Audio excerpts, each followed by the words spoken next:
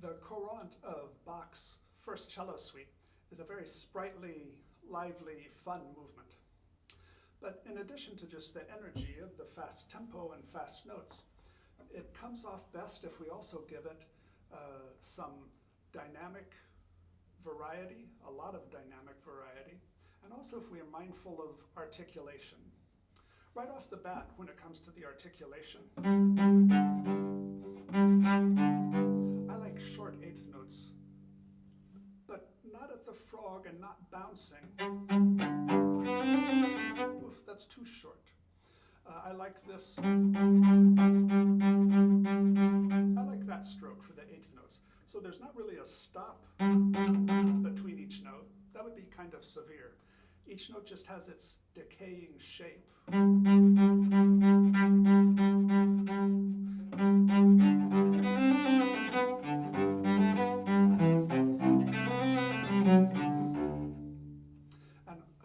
let's be mindful of the bow distribution, that is to say, where we are on the bow. After the short eighth notes, then we have a long slur. These long slurs are almost always on an up bow.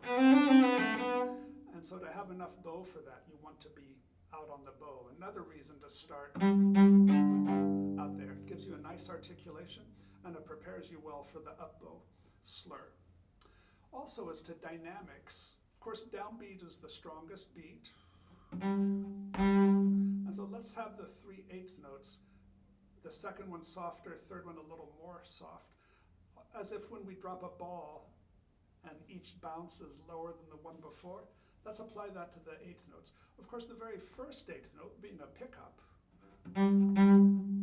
should be a little softer perhaps than the downbeat. So if we were to put it in slow motion and really micromanage it.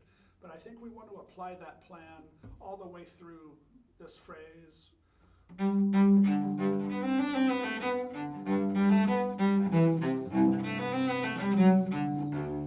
So the eighth note's bum, bum, bum, bum, and then the 16th note slur has a crescendo to lead to the next downbeat.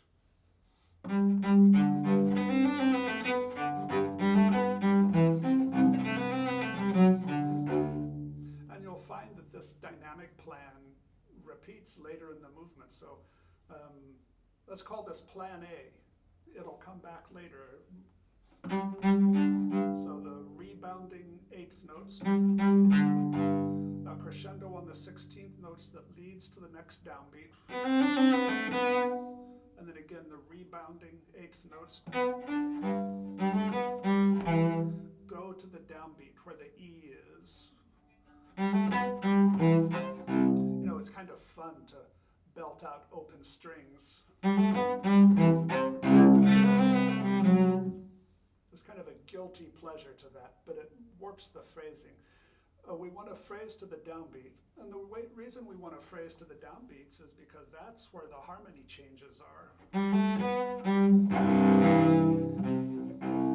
Bach didn't write a chord there, but it's a big C major harmony, and it happens on the downbeat, not where the low C is. So that's why we play the E louder than that low C.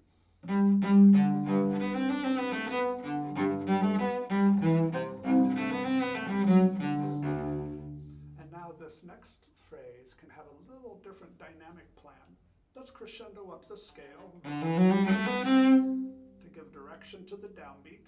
And then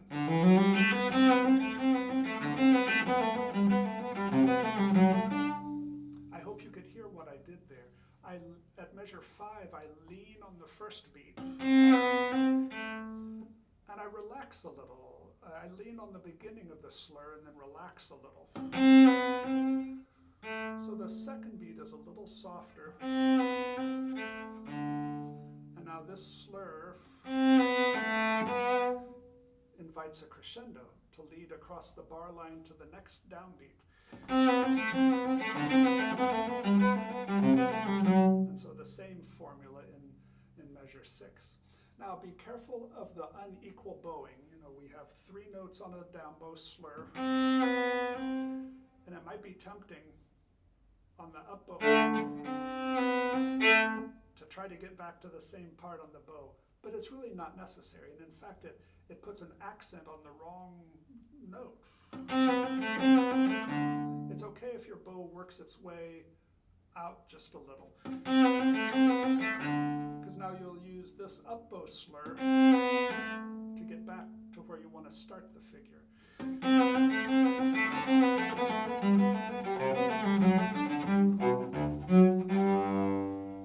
And here you can take a little bit of a breath after this dotted quarter note G at the beginning of measure 8.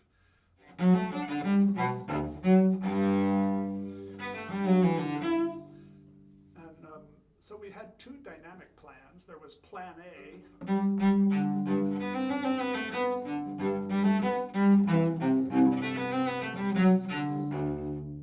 then there was the alternate plan.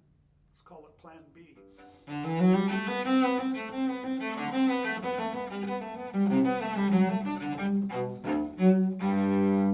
And we'll use plan A and plan B several times throughout the movement. It'll help make the movement hang together and sort of relate to itself and make sense that way. So here's plan A. And then this could be plan B for the dynamics.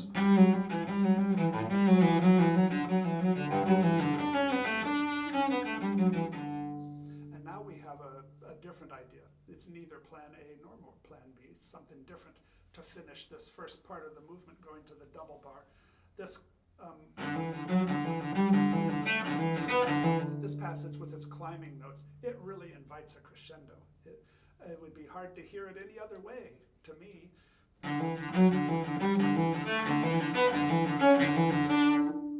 And so that we're ready to make a crescendo, At the end of measure 13, where we have the downward scale, let's use that as a diminuendo opportunity. And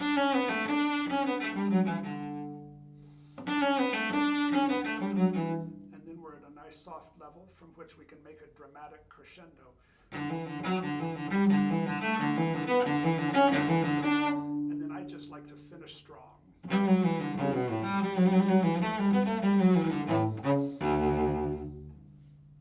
Now in that climbing passage, measure 14 and 15, we want to bring out what's different and what's moving. And it's kind of interesting, the note that is different and moving is not on the beats, it's the very last note. So let's bring it out. It makes a fun little kick at the end of each beat. But you know what? If we kick it too hard, it distorts things. You can see that's a little too rough. So bring it out in a subtle way. And at the same time, even though it's a repeated figure, lean on the slur just a little.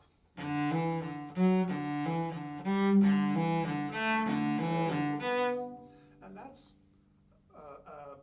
a rule. Rules are meant to be broken here and there, but it's a rule in our Bach suite playing, and certainly in this movement. When you have a slur that starts on the beat, you can lean on that slur, especially when it's a little short 3-note slur like this. You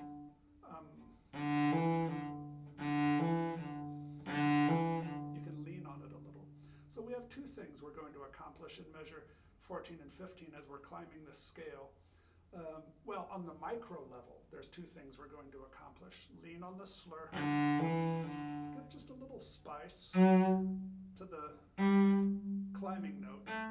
The macro thing we're going to accomplish is that there's a 2-measure crescendo to our strong finish.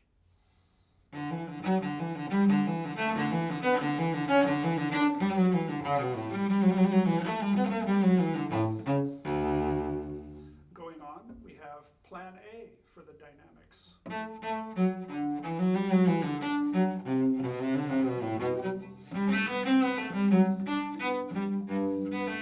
More plan A, the long slur crescendos to the downbeat, and then the rebounding 8th notes. Now here, I like to make a diminuendo. I mean, partly it's just nice to have a little variety. Even though we have a good plan for our plan A dynamics, if we do it exactly the same all the time, might get a little too predictable. So I do a diminuendo here. And the real big reason I like to do a diminuendo at the end of measure 24 is that I feel the next measure is a climbing passage, and it wants my dynamic to climb also. So the diminuendo delivers me to a soft dynamic from which I can crescendo. To go to this dramatic trill on a D sharp. We're in G major and we're trilling on a D sharp. It's kind of a dramatic moment, and so I crescendo to that.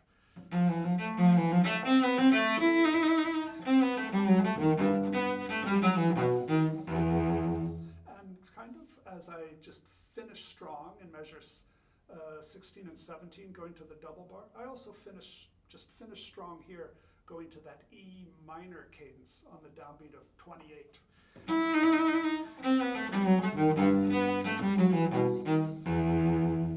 And of course there's a lot of different ways to finger any passage, and if you watch different cellists, you'll see different solutions for how to finger things.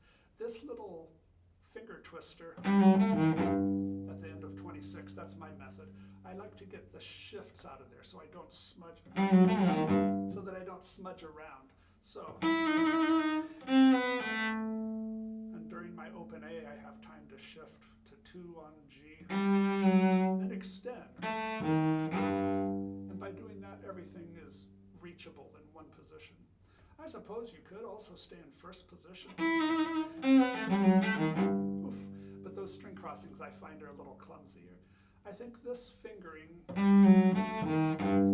makes me the most streamlined, and that's what we're after. Make cello playing easy, and especially when we're in a fast tempo, to streamline ourselves so we don't have any challenge to play in tempo. And just as you took a breath after the downbeat of measure 8, here's a similar phrase ending. So take a breath after the slow E, and then crescendo to some plan A dynamics in measure 29.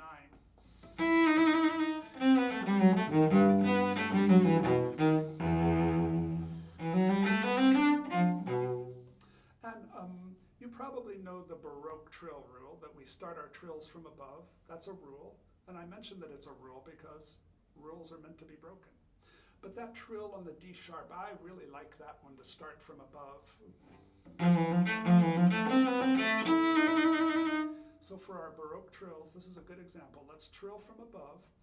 Let's stretch the beginning of the trill just a little bit so we hear the upper note, which clashes against the background harmony. So lean on the clash just a little bit.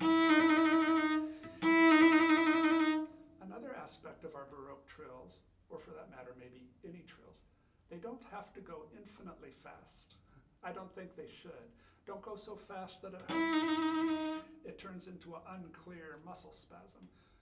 Keep control of your speed. Manage the speed of your trills, and however fast it is, have it be intentional and not just a muscle spasm. Now, it is the rule that Baroque trills are from above, but let's look back at another one. How about the trill in measure 16?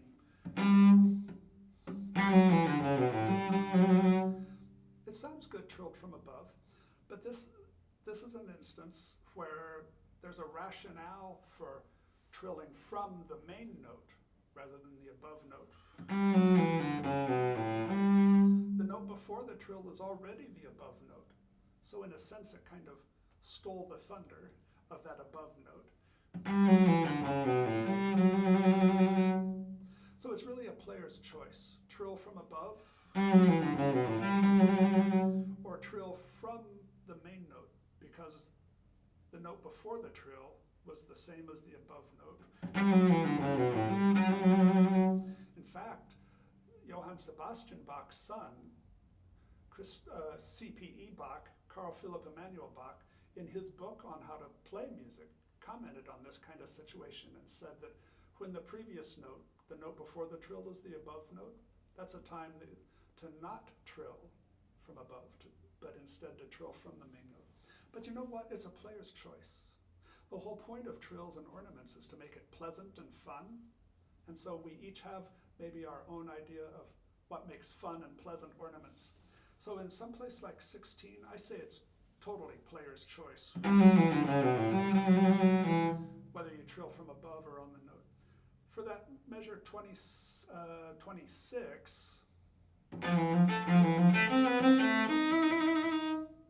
I think it's much better to trill from the above note, to follow our Baroque trill rules.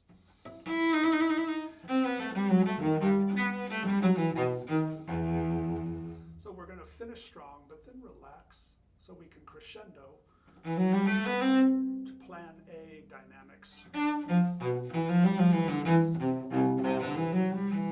And here's another place where on the upbow slur I don't crescendo. I make a little variety and I diminuendo. And again, as the previous spot, it's for the same reason. I think this next passage, the next couple of measures, wants to start a crescendo, so I relax a little. And I make a crescendo through those two measures. Some cellists will finger the A, but I like to go across 3 strings and use the open A string just to make the joyful cello noise.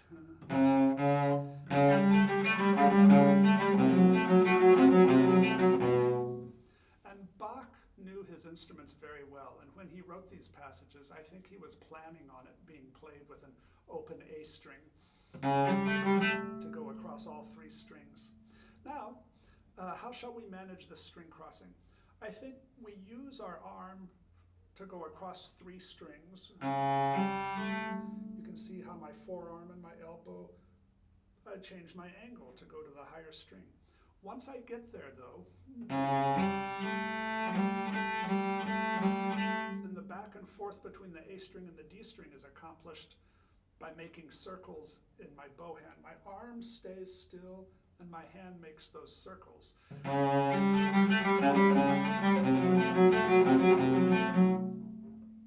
in the next measures, the harmonies are very fast moving. They change every beat, and we have a zooming bass note on every beat. And maybe we continue the crescendo to keep building the excitement.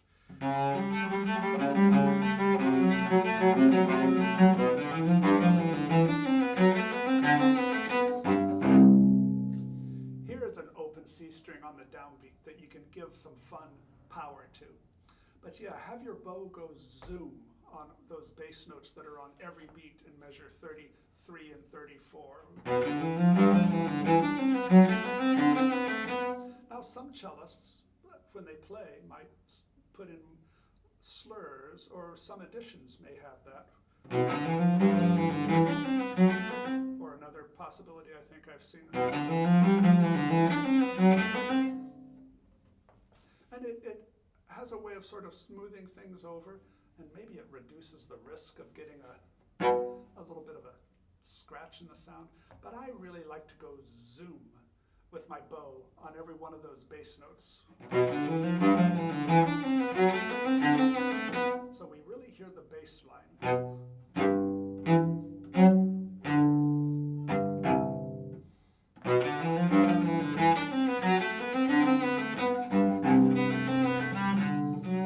And just as we did back in measure 13, here at measure 35, we'll do a diminuendo to set up the crescendo in 36. So after this fun, loud, open C string, fall back volume-wise, so you have room to do the crescendo. And remember, the micro plan is lean on the slur and give a little spice to the moving note. And then the macro plan is a crescendo over 2 measures, maybe even longer than 2 measures, maybe crescendo to a strong finish. So right, from 35, brought back, now you're poised for a good crescendo.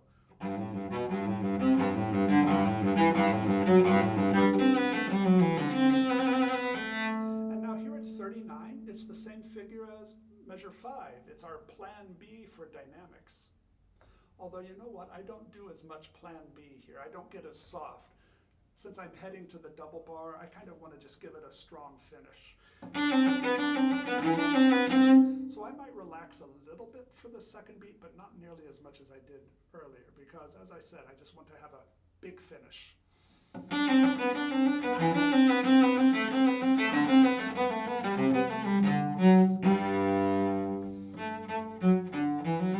Now, on repeats, I don't do much in the way of ornaments. It's such a fast movement, there's not really time to add too many.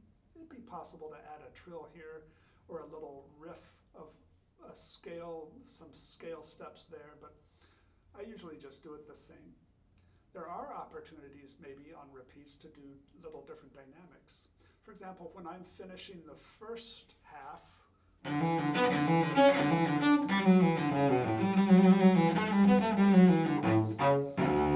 finish strong, and maybe I'll just continue strong.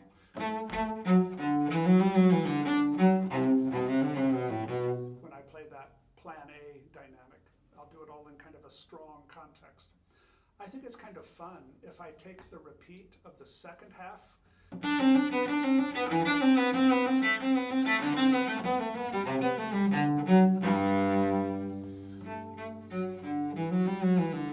to be kind of sly and do the repeat starting from a soft dynamic.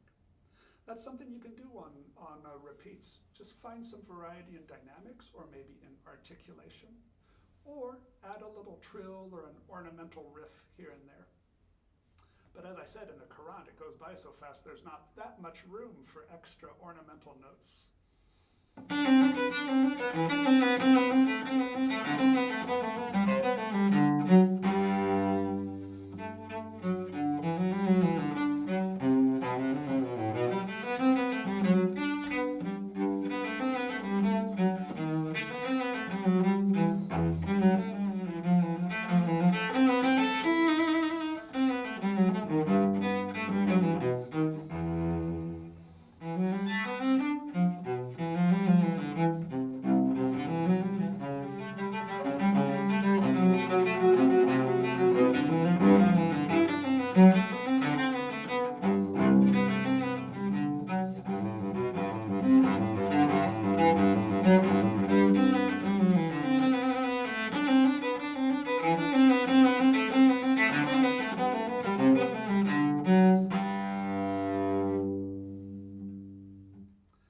And that's our Bach Suite No. 1 Courante.